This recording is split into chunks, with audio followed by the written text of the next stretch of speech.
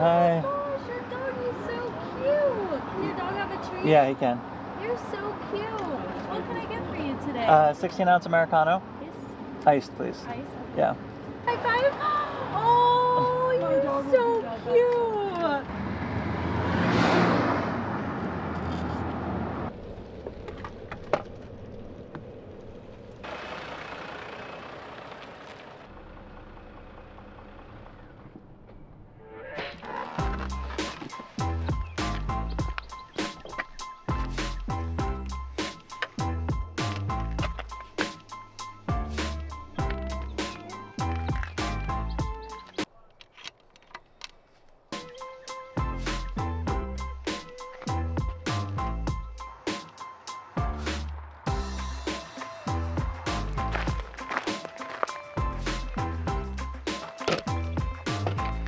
Today, we are gonna do a good old-fashioned hunting bow versus target bow shoot-off. We're gonna see how they stack up, who comes out on top, just how level the playing field is. It's a beautiful day to rip some arrows. Let's go get it. Strap yourself up, sonny boy. Strap there, dear. I'm just a love machine. All right, so you can see two different models here. Shorter, long dong, longer. Our resident archery expert, MFJJ, Josh Jones. Tell me about these. Tell me about them. Why does the person use one versus the other?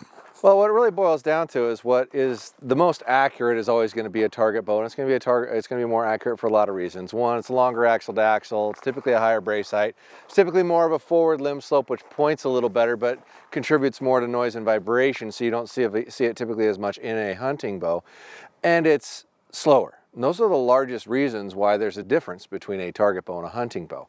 You're shorter axle to axle, shorter brace height, less forgiving, but you increase velocity. You put it in a smaller package. It's a little more conducive to carry around in the sticks and in the brush and things like that. So that's really what it boils down to. If all you cared about was accuracy, you should shoot a target bow.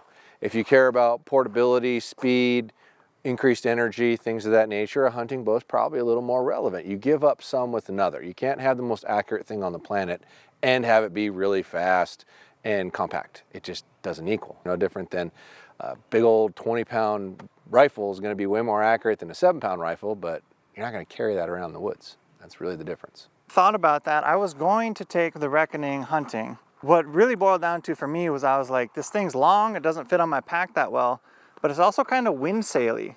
Yeah, you will run into that in a windy situation. You're going to be a little worse off, but it's not drastic. I mean, it is some.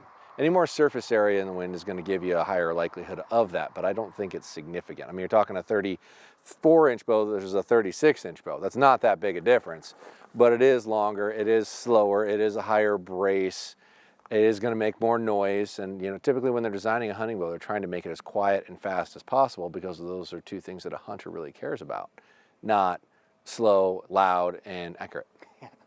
Can you give me the quick and dirty on why brace height is a good thing? So the higher your brace height is, typically the more forgiving the bow is, and what that means is the distance between the string to the shallow point of the grip. The tighter you get these in, the more finicky a bow typically is traditionally. It actually has more to do with reflex geometry in the riser, not so much this, but this is the measurement they use. So as a rule of thumb, the closer these two get together, the more you're going to miss left to right, is what it boils down to. So when you torque your hand, it amplifies the torque. So the higher this is, the more forgiving it is. The shorter this is, the torqueier it is, pretty much. That's your little bit of wisdom. As I go and shoot these guys, here's a disclaimer for you. I'm just a guy that likes shooting my bow. I'm not a robot, not Levi Morgan, not Bodie Turner, not Chris B, the guy who likes making videos and shooting my bow. Well, you know a little. You have learned a lot. Yeah. And you've retained some of it. Yeah, some of it. Do you have any predictions for today? I'm going to do a little foam test, little 3D test. Target bow should win, and it shouldn't be too terribly challenging, honestly. All right, to have that happen. I've done this once in the past, and it actually ended up necking out a little closer than I thought it would. But we're going to go run it back.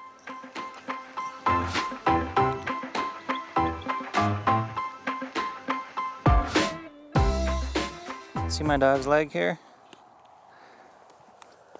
She's out of surgery about 2 weeks, so go easy on me today, because it's like babysitting a toddler. She's actually healing up pretty dang well. You know, it's something I gotta watch. We got a couple targets here I'm gonna shoot right out of the gate. The doe, the buck, and the old moneymaker Sasquatch. Gonna stick to pretty practical hunting distances today, maybe like a 20 to 60 kind of thing, especially for this part. See what we see. 37 to the doe here. I'm gonna alternate bows shot for shot. You'll see me shooting Stan Solex wrist strap with the hunting bow. I think the wrist strap just ends up being a lot more practical for hunting. 37.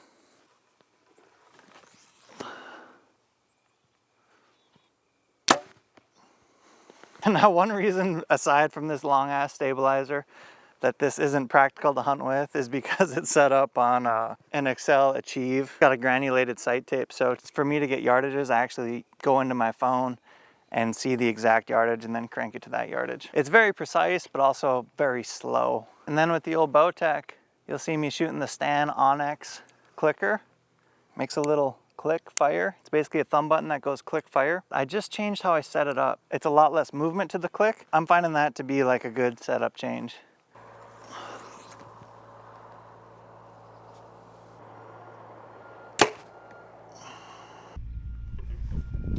So that's a couple of 10s. 10-10 on the first target. All right, 39 yards to our feeding doe up there.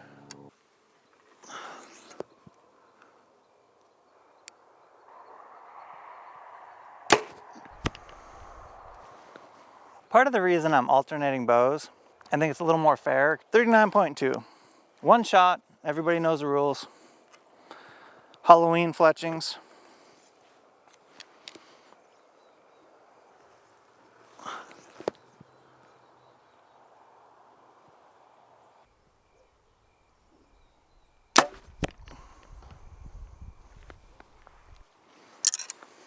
Decent shot there. I don't know if I grabbed a 10 or not with the old Hoyt. It's been fun shooting a couple different brands this year just to really get a feel for what different brands do, how they feel, how they shoot. So Target Bow grabbed an 11. Hoyt grabbed an 8. Squatchman up next. You can see the white stuff is kind of where the 11 is. And this has some bigger circles on it. We'll shoot him from just a little further back. Stretch it out a little. 54.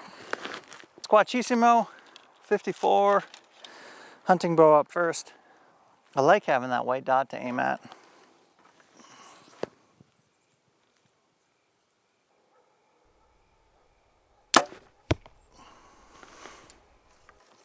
That looked like an absolute dart. Close. If you can see on the dial here, I basically slide to the number. My number's 41 right here. And it's all done through an app called Archer's Mark. It's slower than molasses, but it's precise. I don't know if you guys can see it, but I got all these crazy bugs floating in the air.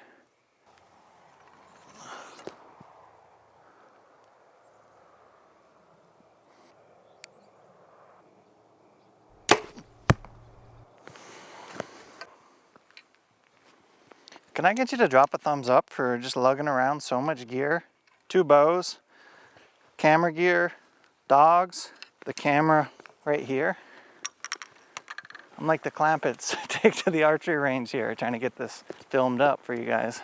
Squeezing in a lot before I get out of town here. I got a mule deer hunt coming up next week. It's exciting. Hunt with the old boomstick. I think it's gonna be a solo. All right, Squatchman, got a 10 with the Reckoning, 8 with the VTM. I thought that was actually a better shot than it was. Looked good with the eyes. All right, on to the next. It's turned out to be an absolutely beautiful evening. The wind was blowing in the middle of the day. Got nothing right now, so I got no excuses. 33 yards, uphill, fallow deer. I always like this shot. It's a little bit of a tunnel. Uphill adds something to it. Bowtech up first.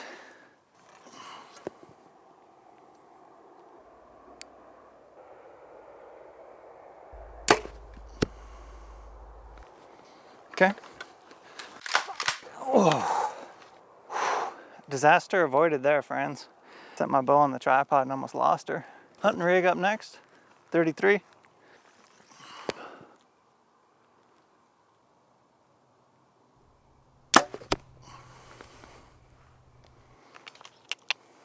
Fourth target, we'll do a couple more and then we'll go to the field side of it. Target bow is a little worse than I thought it was. That's just inside the 8. That's an 8. This target's pretty dang shot up. I don't think it was an 11, so we'll give that a 10. Scratched a couple back with the hunting bow. Hunting bow up first, downhill shot, pretty steep actually. 36 yards. Trying to mix it up. A little uphill, a little downhill.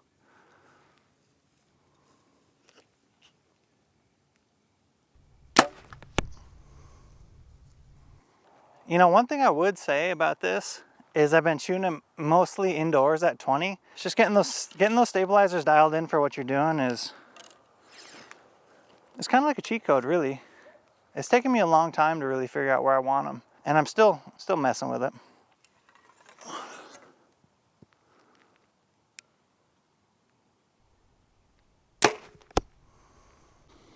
All right, so from up top, I thought that was a 10. It's not.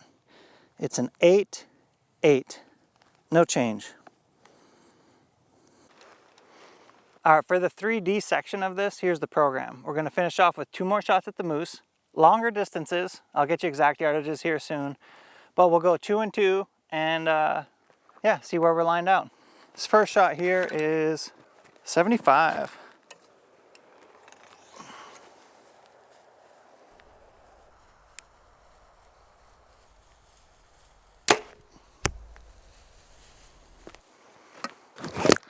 I always tend to shoot this moose a hair left.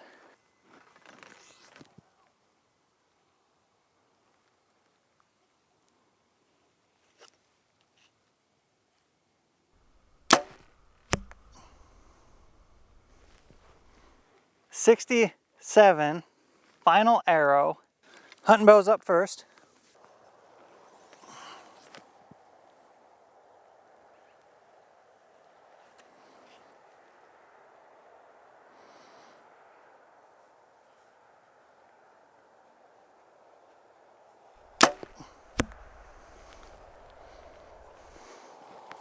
All right, target bow, 67, the moose.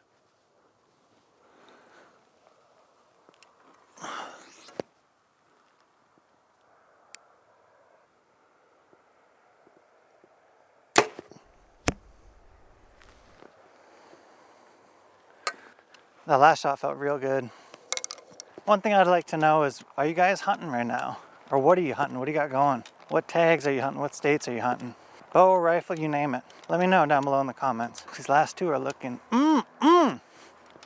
Target bow, 8 and 11. Hunting bow, 10 and 10 line.